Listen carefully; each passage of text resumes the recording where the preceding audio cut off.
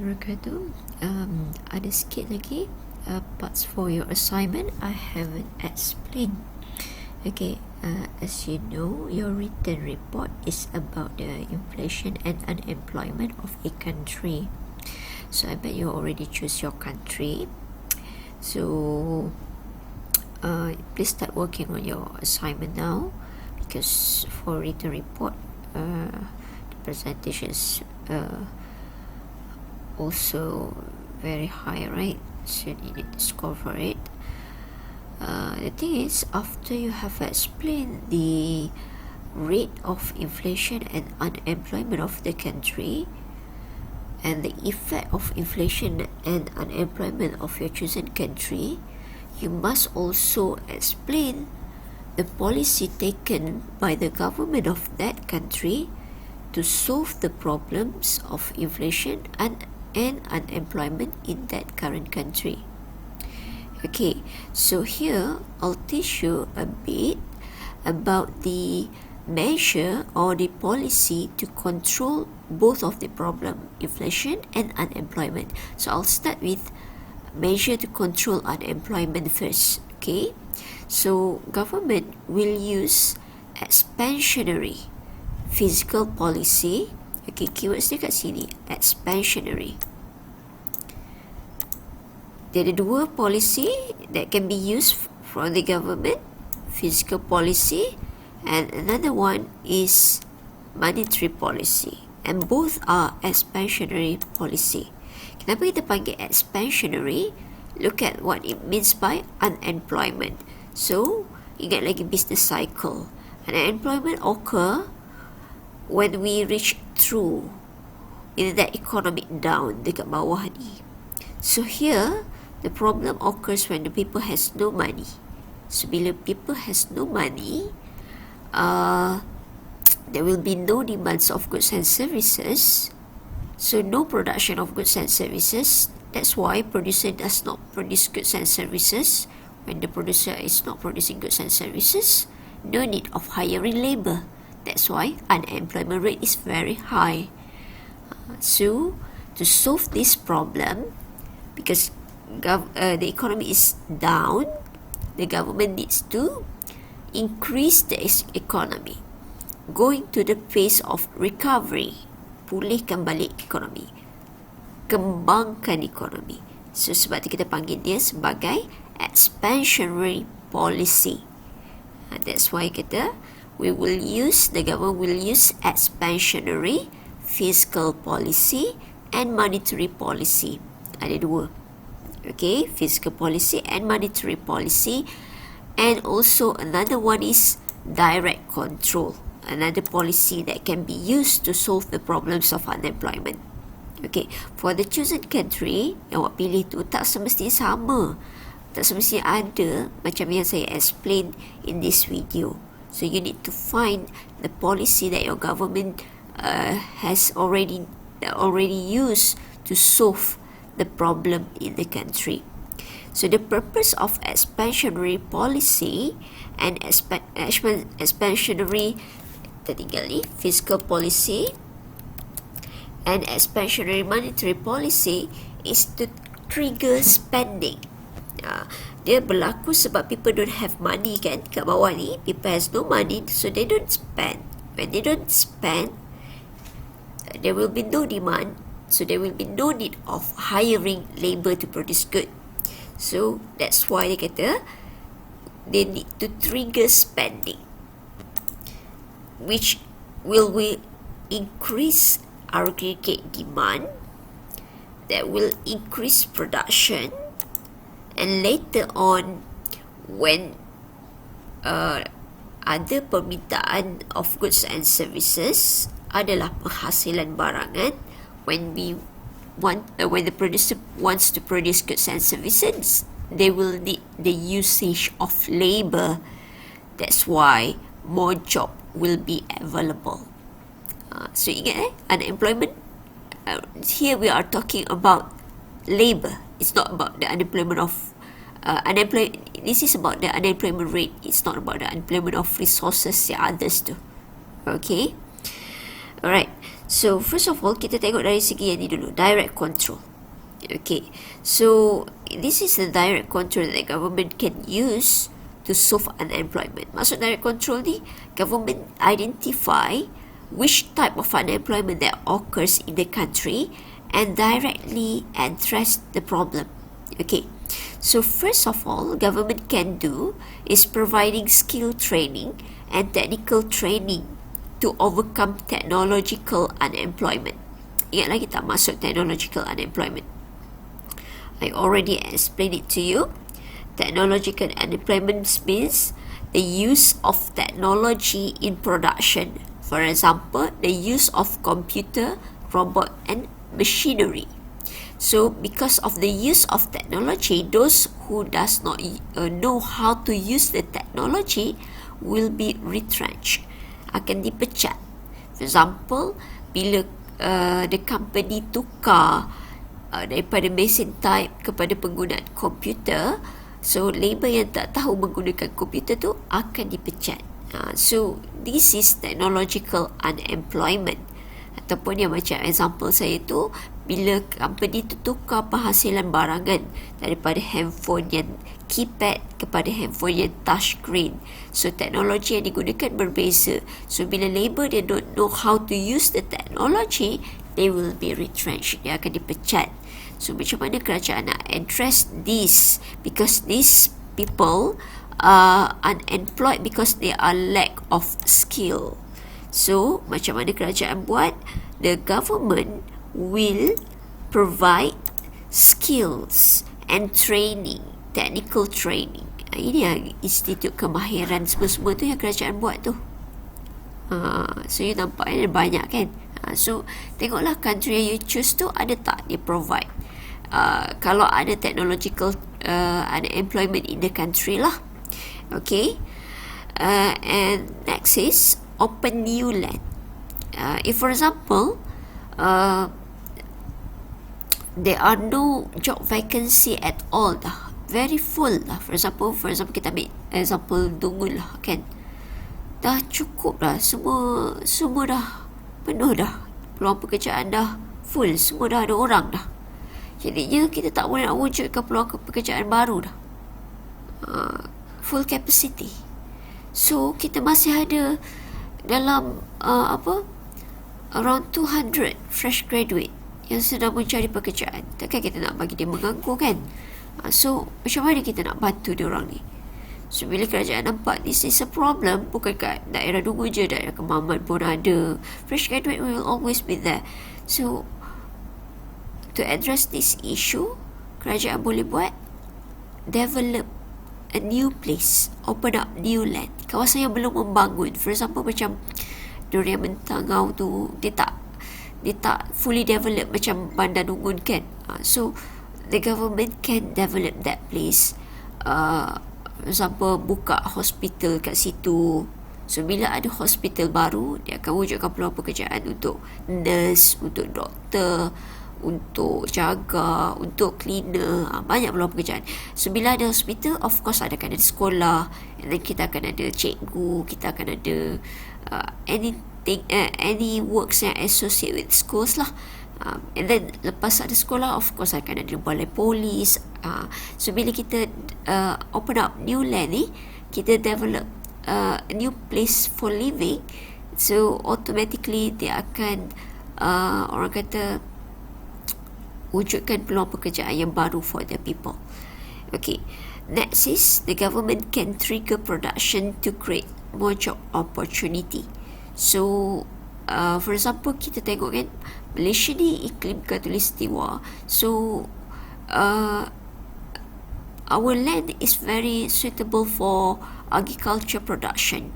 So kita sesuai untuk penanaman palm oil, kelapa sawit. Jadinya sekarang ni permintaan palm oil is very high from the world world trading lah kan.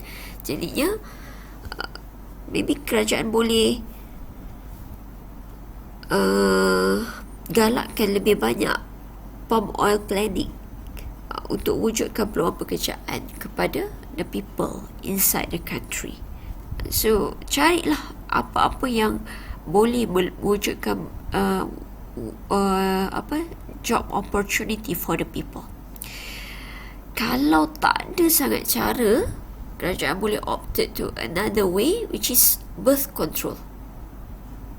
Sebab ni kalau population the country is too populous, terlampau ramai, memang kita tak boleh nak bagi job opportunity for everybody. This is what China did. Dia limitkan one family, one child. Tu yang dia buat. Dia tak boleh lebih daripada seorang anak. Sebab dia tak nak jadi isu nanti, tak boleh provide job opportunity to the population lah. And then bila diorang tak ada peluang pekerjaan, apa yang diorang buat, diorang akan resolve to any ways possible to get money, which is illegal activities. So it will be trouble for the government. So kerajaan akan buat birth control. China pernah buat, tapi at the end of the day, this is not good. Why? Kalau you tengok these days, China dah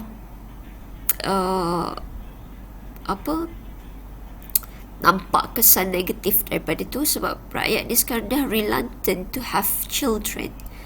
Sebab cost of living in the country is very high. So if they have children, they need to have lots amount of money to orang kata finance a child. So they decided not to have family, not to have children. So bila dia tak ada anak, jadinya the country hilang satu resource, which is labour. That's why yang tua tu tak boleh bersara. Labour force age dia makin lama makin tinggi, sampai 65 tahun, 70 tahun umur bersara. Sebab dia tak ada tenaga pekerja pengganti. Itu yang berlaku pada high income country lah, Singapore. Sebab dia, rakyat dia reluctant to have children because cost of living is very high. Tapi kalau you want to do birth control dekat negara-negara yang majority beragama Islam, for example Indonesia, Malaysia, this is against our religion. Sebab anak ini sendiri adalah punca rezeki, kan. So dia tak akan dapat sambutan, and it is very hard to implement. Okay, so last option is migration lah, macam Indonesia buat. Kalau you are not able to provide job to the people inside the country, to avoid them to resolve to illegal activities, you ask them to migrate. Bukan migrate, pindah dari tempat lain terus. Meaning that find job in another country. Itu yang dasar kerajaan Indonesia galakkan rakyat dia berhijrah mencari pekerjaan in another country. Encourage the workers to work in other country, to get job in other country, because they are unable to provide job for the people. Sebab tu kalau you tengok Indonesia ni, merata dunia dia orang ada. So this is among the direct control yang government can do to solve the problems of unemployment. Meanwhile, in terms of the fiscal policy, okay, I already do the summary. Okay, yang lain-lain ni, okay, benda yang sama, cuma summary dia adalah page 34, 35 ni. Okay, saya skip sekejap untuk monetary policy. I'll go with fiscal policy dahulu. Okay, fiscal policy, in my fiscal policy here, page 35 ni, I already put both. Contractionary is to control inflation. Expansionary is to control unemployment. So I would like to compare both of it.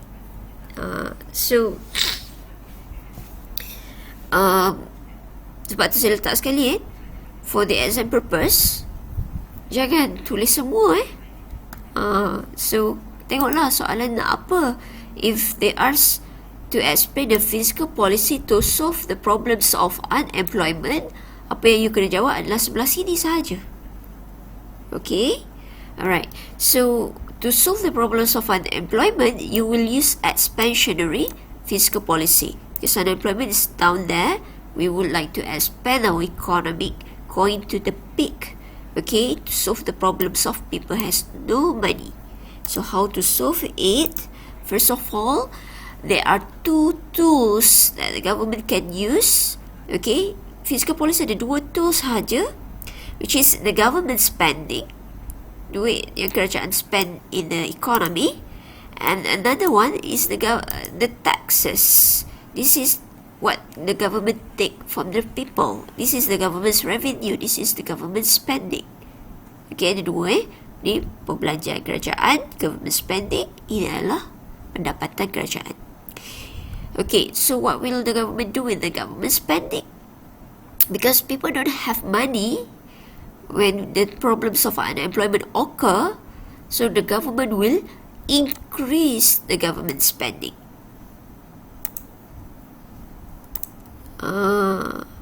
Okay, the government will increase the government spending.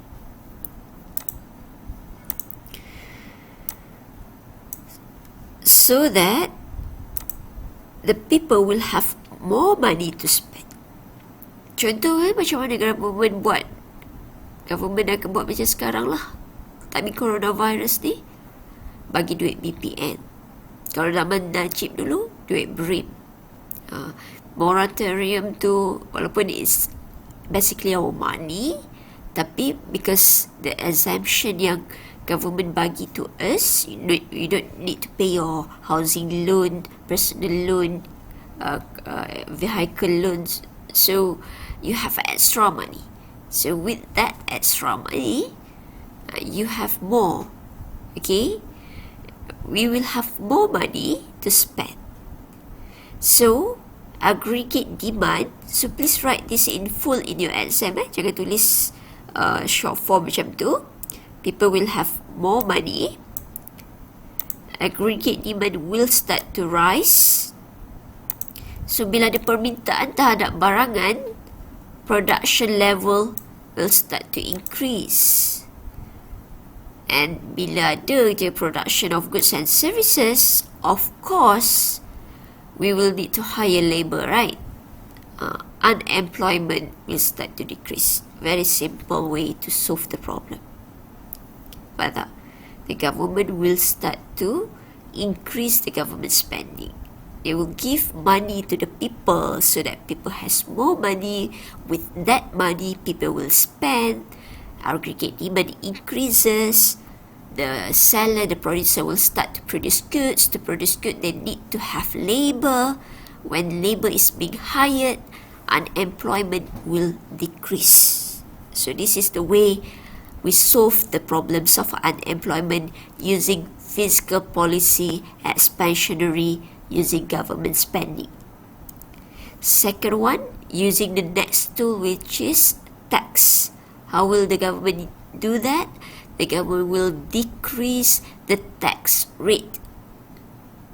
Okay, tax is a burden because government is taking your money, right? So ingat, unemployment occurs at through. Here, economic down, people has no money. Kalau kita tingkatkan lagi cukai, government is taking the tax from the people. What happened to the people? They will be more burdened, right? So, what will the government do? They will decrease the tax rate. Dia akan kurangkan kadar cukai tu. Time unemployment, of course. Time ni sekarang lah. Sekarang ni because of the coronavirus, many people are retrenched. Dia buang kerja. So, unemployment rate is about rising now. Okay? And the government will start to reduce the tax rate to the business. And because of the reduction in the tax rate, see here, the point afterward is the same like the point at the government spending. Nampak tak? Awak tak perlu hafal banyak pun sebab the point is the same. People will have more money. aggregate demand will start to rise, production increases, automatically we need to hire more labor, and then unemployment will start to decrease. Very simple. This is the fiscal policy to solve the problems of unemployment. Okay, so now let's look at the monetary policy to solve the problems of unemployment here. Okay, and monetary policy we have 4 tools: open market operation, cash ratio. Hopefully you still remember this. Cash ratio is the required reserve ratio by Bank Negara Malaysia. You need to set aside a portion from the initial deposit in the Bank Negara Malaysia as reserve. Kalau kita namakan dia sebagai reserve, meaning that you cannot spend it in the economy. So this is a leakage. It's not going inside the economy. Okay, ataupun kita panggil nama lain dia required reserve ratio. Okay, next one is interest rate. Interest rate is the payment that you get from saving your money inside the bank. Okay, dalam Islam of course this one is riba, haram kan, tapi sekarang kita belajar pasal conventional. Okay, bila you simpan duit dalam bank, you akan dapat interest, bunga tu. And then we have discount rate ataupun cost of borrowing. Okay, this is from the perspective of the firm. When you borrow the money from the bank to expand your business in terms of investment, you akan ada istilah discount rate, cost of borrowing. Okay, so this is the 4 tools that under the monetary policy. Okay, the government will use these tools to control the unemployment problems. Okay, aim of the government, kalau tadi fiscal policy, the aim of the government is to increase aggregate demand. Ini aim dia. Okay, fiscal policy is about aggregate demand. Kita nak manipulate aggregate demand so that aggregate demand increases. Bila ada permintaan, production jalan. Bila ada production jalan, kita memerlukan labor untuk menjalankan production tersebut. Barulah working opportunity akan wujud. Barulah unemployment akan turun. So in this case, untuk monetary policy, dia about manipulating the money inside the economy. So bear in mind, the problem is occurring because of money. Okay, monetary policy is especially we are manipulating the money inside the economy. Okay, so our aim here is to increase the money supply. Right, because when we have the problems of unemployment, people has no money, so we would like to increase the money supply so that people has money inside the economy, so that the money and the economy will be running. Okay, first of all is open market operation. Okay, short form dia OMO, OMO. This is about the government security. Maksudnya, you melabur dalam projek government lah, projek kerajaan. The government will initiate some sort of project for the betterment of the economics. And this project normally being financed through the tax revenue. Cukai yang kerajaan kumpul, duit-duit cukai tu kerajaan akan buat lah projek-projek kerajaan. For example, buat KLIA, KLCC ke KLIA, apa-apalah yang namanya milikan kerajaan kan. Okay, so bila kerajaan nak buat tu, dia akan pakai tax revenue. Kadang-kadang ni tax revenue is not enough. So macam mana kerajaan nak dapatkan duit untuk finance their project? Kerajaan biasanya issue security to the public. You boleh finance the government's project. and the government will promise you some sort of return. Tapi projek kerajaan ni dia tak, orang kata bukan macam investment yang berisiko. So kalau investment yang berisiko, dia akan promise higher return. Tapi dia ada dua option je. Kalau untung, you akan dapat untung yang sangat tinggi. Kalau rugi, you akan hilang semua. Tu je option dia. Tu very risky investment.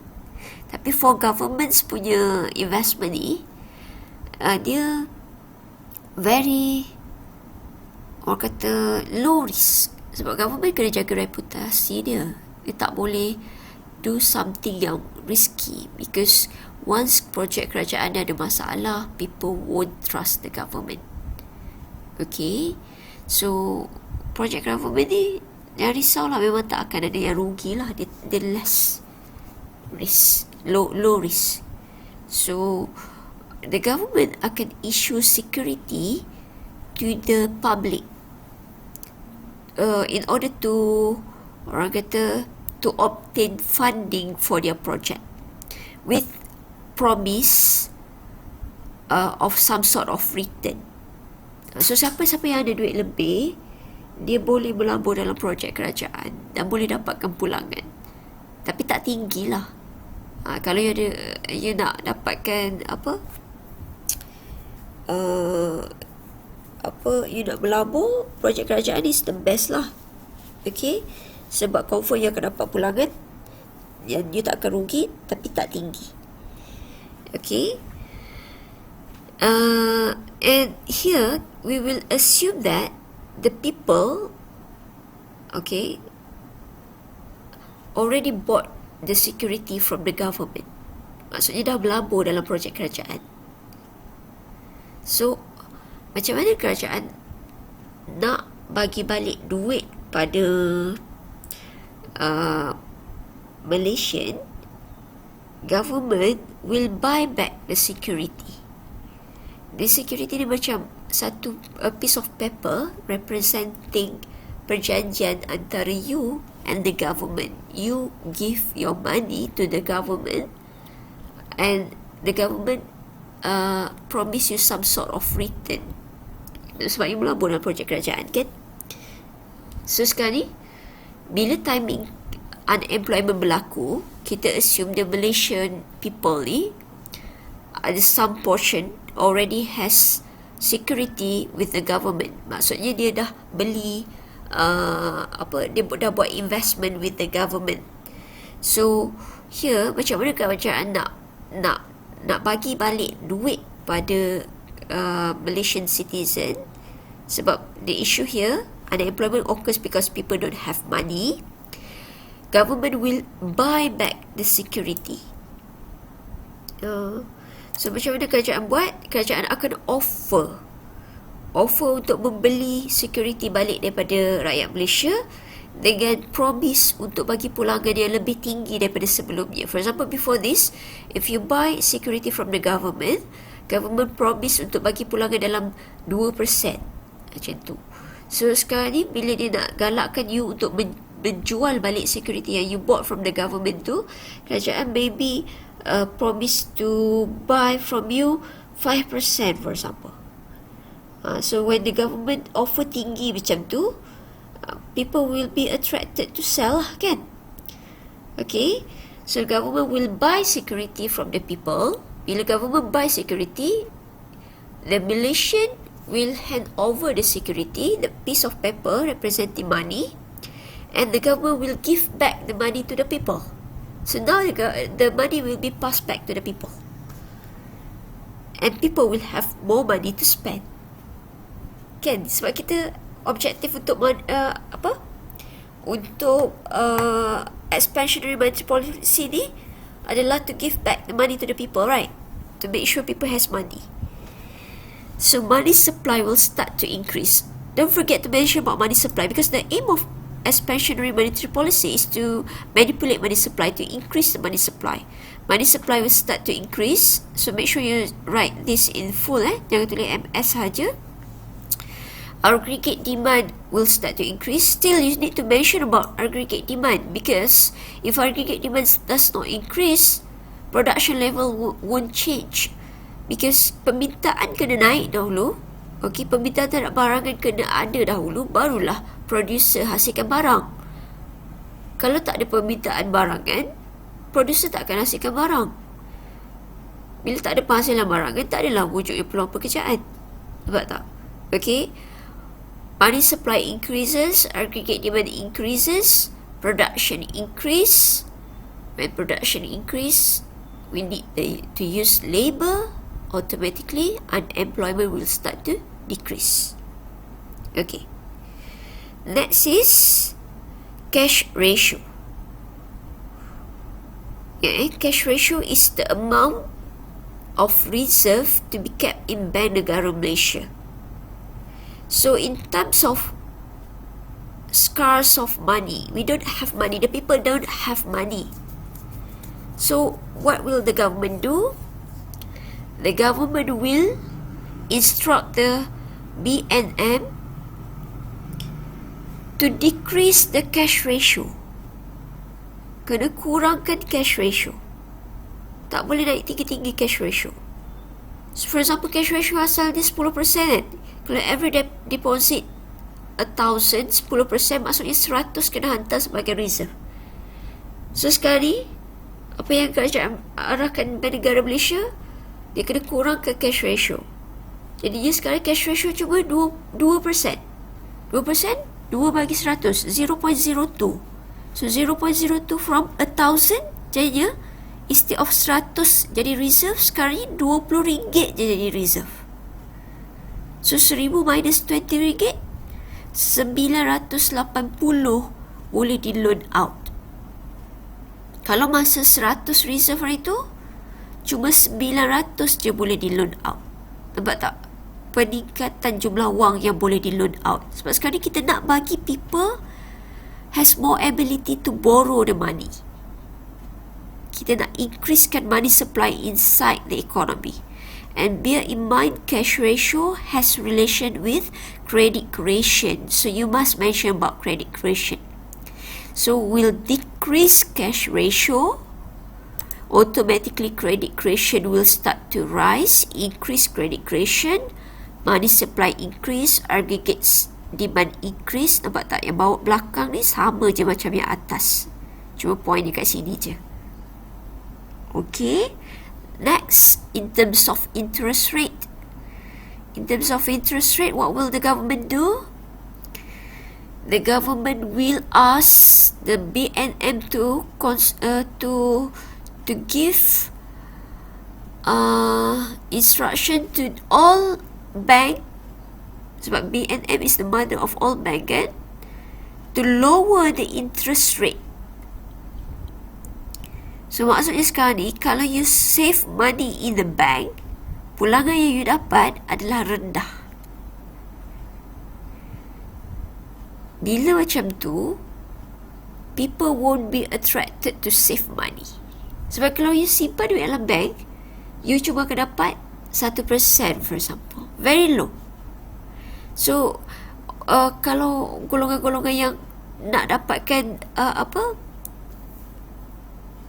kelebihan daripada interest ni, dia tak akan tempted lah untuk simpan duit. Dia akan cari cara lain untuk gandakan duit dia. Dia akan cari investment yang boleh menggandakan duit dia instead of saving their money. Okay, lowering interest rate, people will not save their money. Okay, they will start spending their money sebab tak berbaloi simpan duit. You won't get anything. Rendah sangat pun yang bank bayar. Money supply will start to increase, aggregate demand increase, production increase, unemployment will start to reduce. And last kali is about the discount rate, cost of borrowing. Lowering discount rate. Discount rate ni jangan salah faham Ramai yang salah faham, ingat. Discount bagus lah madam, sebab discount kan. So discount dalam kes ni bermaksud duration of borrowing, jangka masa pinjam duit. Okay, ada two types of loan. Short term loan, long term loan. Loan jangka masa pendek, loan jangka masa panjang. Okay, ada orang dia borrow money from the bank untuk jangka masa pendek. So short term loan ni, for example, within 3 years to 5 years, dalam masa 3 ke 5 tahun. Kalau long term loan ni macam housing loan lah, sepanjang tempoh you bekerja, within 25 to 30 years. Lama kan nak habis loan tu. So which loan yang lebih risky? From the perspective of the bank, loan yang lebih berisiko adalah long term loan. Kenapa macam tu? Sebab long term loan, it will take forever for the bank to get back their money. Kan? Maksudnya sekali, sebab the borrower pay monthly and the duration is within 20-30 years. So lama kan? So dalam masa 20 ke 30 tahun tu macam-macam boleh berlaku.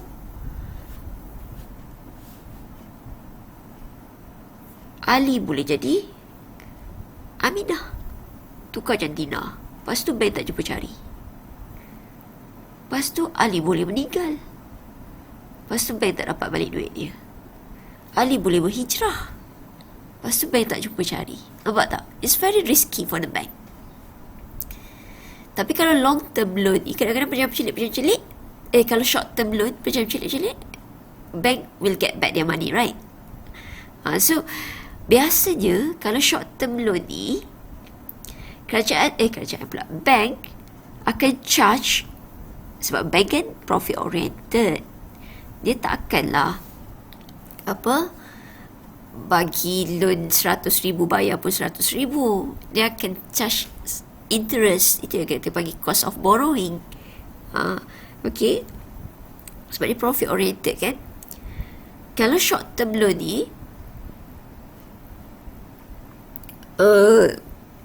bank akan charge lower interest rate, sebab dia kurang risiko. While kalau long term loan, bank akan charge higher interest rate. So higher interest rate ni sebab dia untuk cater risiko yang dia akan hadapi itu. I think I need to draw it. Okay, so this is drawing. Macam for example short term loan kan, the loan within 3 to 5 years. Okay, so this loan is less risky from the perspective of the bank. So basically sebab 3 to 5 years ni dia within a blink, kejap je, then you get back your money. So the bank will only charge lower interest rate, for example within 3% to the borrower. So meaning that rendah lah interest rate dia, low cost of borrowing.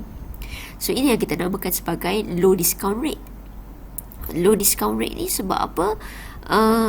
Maksudnya waktu duration loan tu rendah. Bukan discount maksud macam kita beli barang tu duration loan tu, waktu pinjam tu pendek. Low discount rate tu, itu adalah duration of the loan. Okay, while long term loan, for example 10 to 30 years, this loan is very risky to the banks. Okay, so bank akan charge higher interest rate lah kepada borrower. Sebab kemungkinan besar bank tak banyak risiko yang mungkin tak akan dapat balik duit dia kan. So dalam 7% bank charge. So inilah kita panggil higher interest rate. Yang dia akan associate with higher cost of borrowing lah. You nak pinjam ke bank, jadinya macam for example you punya 100,000, yang ni pun pinjam 100,000 tapi yang ni pinjam 100,000 3% je charge, yang ni pinjam 100,000 tapi 7% charge. Okay, tapi dia ni associate with high discount rate. Kenapa discount rate dia tinggi? Sebab long duration bayar loan dia panjang. Yang ni low discount rate, kenapa? Sebab duration bayar loan dia sekejap. Okay, so timing unemployment berlaku, kerajaan akan arahkan untuk lower discount rate. Maksudnya kerajaan akan arahkan bank BNM untuk bagi arahan kepada commercial bank to provide short term loan je.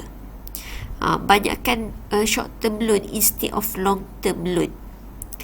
Sebab short term loan je lah yang low cost of low discount rate ni, sebab dia akan provide lower cost of borrowing. Okay, so bila dah macam tu, lowering discount rate, maksudnya cost of borrowing akan turun. So bila ada short term loan, cost of borrowing akan rendah.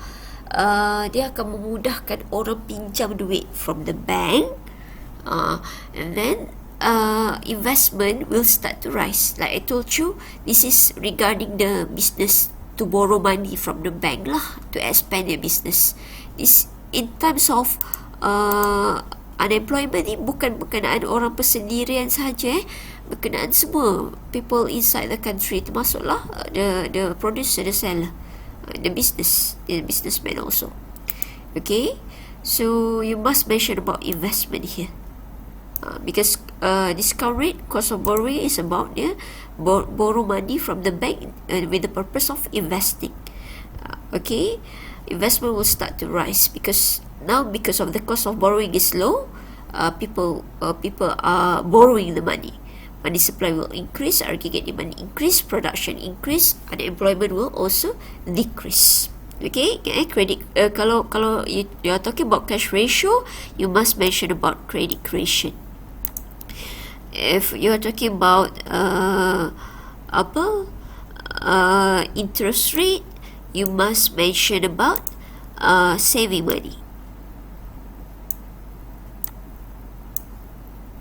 Okay, and yang belakang tu sama je. Lepas you sebut money supply, aggregate demand, production and unemployment. You must follow the sequence. Tak boleh production dulu, lepas tu aggregate demand increase, lepas tu baru unemployment. Cannot. They must start with aggregate demand dulu. Permintaan naik dulu, baru ada production. Then bila ada production, barulah hiring labor, barulah unemployment turun. Same goes here. Dia mesti macam tu. Aggregate demand naik dulu, barulah production berlaku, baru hire labor, unemployment akan turun. Alright, so that's it. I'll continue with my second video with the policy to solve inflation.